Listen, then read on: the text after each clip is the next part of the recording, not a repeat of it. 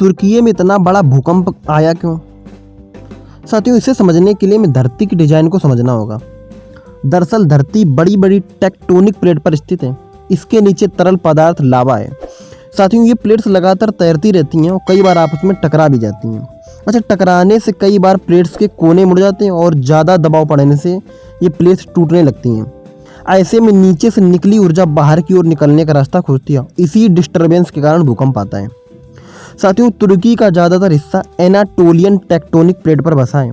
ये plate Eurasian, African और Arabian plate के बीच में फंसी हुई हैं। जब अफ्रीकन और अरबियन प्लेट शिफ्ट होती हैं तो तुर्की सैंडविच की तरह इसमें फंस जाता है। इससे धरती के अंदर से ऊर्जा निकलती है और भूकंप आते हैं। साथियों, सोमवार को तुर्की में आया भूकंप नॉर्थ एनाटोलियन फॉल्ट लाइन पर आया है। तुर्की में ज़्यादा भूकंप क्यों आते हैं ये तो हमने समझ लिया है, लेकिन इस बार का भूकंप ज़्यादा खतरनाक क्यों है, इसे जानने के लिए भूकंप का विज्ञान भी समझना जरूरी है। साथियों, धरती के कई मील भीतर जब टेक्टोनिक प्लेट हिलती हैं तो सैकड़ों परमाणु बम के बराबर एनर्जी निकलती है। साथियों, ये एनर्जी 2 स्टेप में 4 तरह की तरंगों के जरिए धरती के बाकी हिस्सों में फैलकर तबाही मचाती है। पहला स्टेप है ग्राउंड वेव्स। भूकंप के केंद्र से पृथ्वी की सतह तक ऊर्जा 2 तरह की तरंगों से पहुंचती है, एक पी वेव्स और एस वेव्स। पी वेव्स एक स्प्रिंग की तरह होती है। इसमें एक रिंग अपने से आगे की रिंग को दबाते हैं, में फ्रिक्वेंसी और स्पीड ज़्यादा होती है, यानी ये एनर्जी को धरती की सतह तक जल्दी पहुंचा देती है। और एस वेव अंग्रेजी के अल्फ़ाबेट एस के आकार में बढ़ती है। एस वेव की स्पीड पी वेव से कम होती है। अब हम दूसरा स्टेप समझते हैं। दूसरा स्टेप सरफेस वेव्स। एक बार धरती की सतह पर पहुंचकर भूकंप से निकलने वाली बेहताशा एनर्जी उस पॉइंट से 2 तरीके से आगे फैलती है। पहली रैली वेव्स के रूप में, दूसरी होती लब वेव्स के रूप में। अच्छा, रैली वेव्स।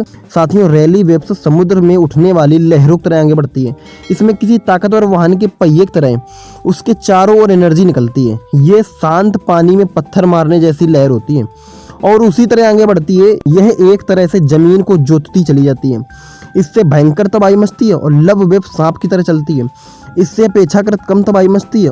साथियों, तुर्की में इसी रैली लहर ने तबाही मचाई है। अब ये सबसे बड़ा क्वेश्चन है कि 7.8 तीव्रता का भूकंप इतना स्ट्रांग होता है क्या? मेलबर्न यूनिवर्सिटी के प्रोफेसर और भूकंप वैज्ञानिक जानुका के मुताबिक 7.8 तीव्रता वाले भूकंप को बेहद खतरनाक माना जाता है।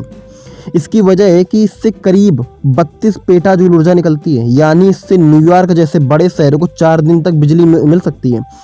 जानुका ने कहा कि 5.9 तीव्रता वाले भूकंप की तुलना में 7.8 तीव्रता वाला भूकंप 708 गुना ज़्यादा ताकतवर होता है।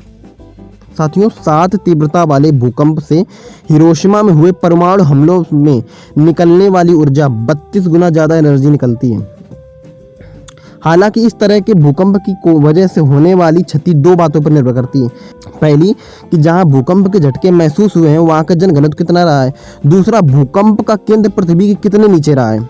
इससे पहले 7.8 तीव्रता का भूकंप 2013 में पाकिस्तान में आया था, जिसमें 825 लोगों की मौत हुई थी। इसके 2 साल बाद 2015 में नेपाल में भी इतनी ही तीव्रता वाले भूकंप के झटके महसूस हुए थे।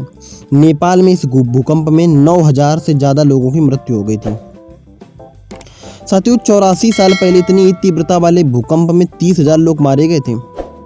तुर्की में सोमवार को आया भूकंप 84 साल पहले यानी 1939 में आए भूकंप की तरह विनाशकारी है। इंपीरियल कॉलेज लंदन के रिसर्चर स्टीफन हिप्स ट्विटर पर लिखते हैं कि दिसंबर 1939 में सोमवार की तरह 7.8 तीव्रता का भूकंप नॉर्थ ईस्ट तुर्की में आया था। उस वक्त करीब 30,000 लोग मारे गए थे। हाँ, अगर वीडियो अच्छा लगा है तो चैनल को सब्सक्राइब करना ना भूलें। धन्यवाद।